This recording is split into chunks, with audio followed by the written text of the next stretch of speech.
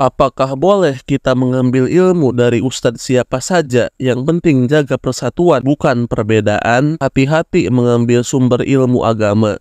Banyak subhat atau kerancuan di sekitar kita.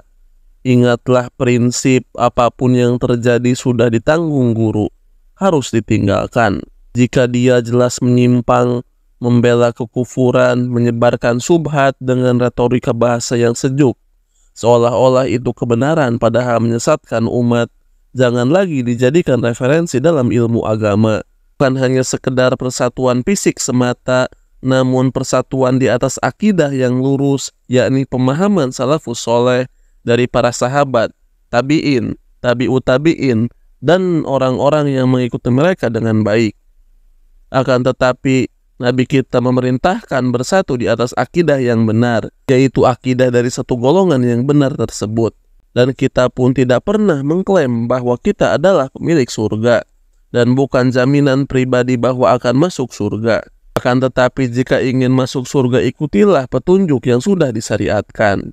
Allah Subhanahu wa Ta'ala akan menolong umat Islam melawan orang-orang kafir apabila kesyirikan dan bid'ah-bid'ah telah hilang di tengah-tengah umat.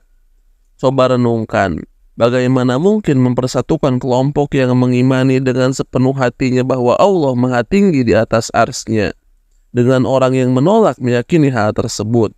Bagaimana mungkin bisa mempersatukan kelompok yang menganggap tawasul dan mencari berkah di kuburan itu syirik, dengan kelompok yang menganggap tawasul di kuburan itu adalah ibadah? Sangatlah mustahil dua hal yang kontradiksi ini dapat dipersatukan. Ada sebuah pertanyaan. Bukankah setiap ustadz punya salah? Benar, setiap manusia pasti punya kesalahan. Akan tetapi bedakan antara kesalahan karena sumber rujukannya salah, seperti menggunakan ilmu kalam atau ilmu filsafat, dengan yang sudah benar rujukannya namun tergelincir. Permasalahan ini bukan seperti masalah kunut subuh, atau turun sujud dengan lutut atau tangan, tarawih 11 rakaat atau 23 rakaat, dan yang lainnya. Kalau yang seperti itu namanya masalah khilafiyah ijtihadiyah yang tidak boleh saling menyesatkan satu dengan yang lainnya. Bedakan pula dengan orang yang mau diluruskan dan yang tidak mau untuk diluruskan. Bedakan pula mana itu ijma, kesepakatan ulama yang ada sepakat pendapat dan ada perbedaan pendapat. Jangan sampai berucap masalah khilafiyah padahal jelas ulama tidak ada khilaf di satu perkara, sebuah hukum maupun akidah. Dan tidak kalah penting memahami mana itu usul, mana itu furu, mana itu pokok, mana itu cabang. Muhammad bin Sirin, ulama tabi'in, muridnya Anas bin Malik, pernah mengingatkan, ilmu adalah bagian dari agama, karena itu perhatikanlah dari mana kalian mengambil agama kalian. Syiar Alam An-Nubala jilid keempat halaman 606. Ingat, ustadz yang bermanhaj salaf bukan berarti pemegang kunci surga. Bukan jaminan masuk surga, tapi dengan pemahaman salafus soleh inilah jalan kita untuk menuju surga. Karena salafus soleh, 3 generasi terbaik umat ini yang wajib kita ikuti. Mereka adalah sahabat, tabi'in, dan tabi'ut tabi'in. Pelajarannya yang bisa diambil, jangan sampai salah pilih guru dalam belajar agama.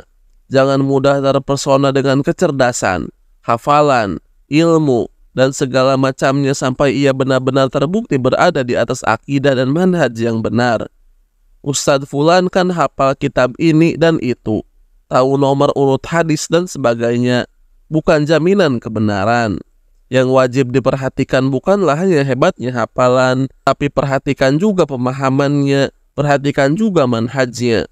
Apakah sesuai dengan pemahaman para sahabat, tabi'in, dan para ulama setelahnya atau tidak.